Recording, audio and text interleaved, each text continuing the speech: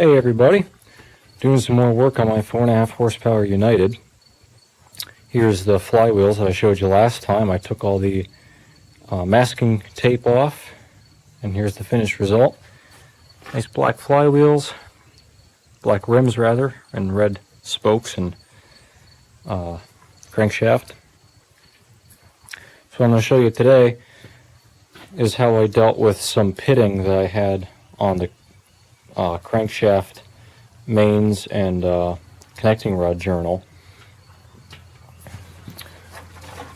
And I heard that some pitting, even though it's below the surface, it will eat away at the babbitt and cause excessive wear excessively fast. So I didn't want to have to deal with that. Didn't want to have to start replacing bearings after running it only a little while. So what I've been doing, or what I have done, I wire wheeled and cleaned very thoroughly all the areas that that have pitting on them, and I cleaned it with carburetor cleaner, then brake cleaner, then I cleaned it with acetone several times so it was super clean, and then I spread some JB weld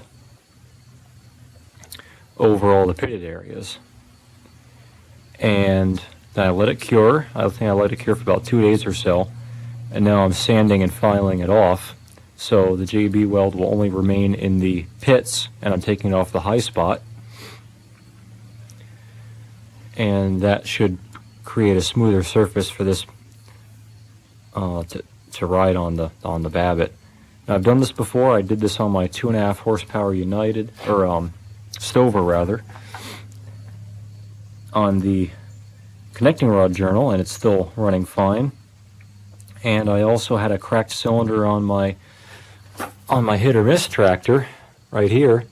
On the back of this cylinder it was a crack, so I V'd it out and welded it, and it still wouldn't quite hold water. There were a couple pinholes, so I V'd that out, cleaned it very well, and put JB weld on it and filed off the excess,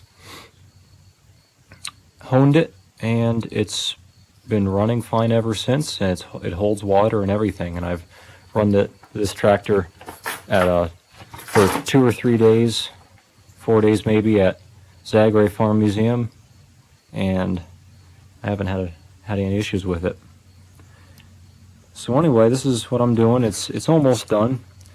You can see this side had a lot of pitting, so it's almost entirely covered with JB. And then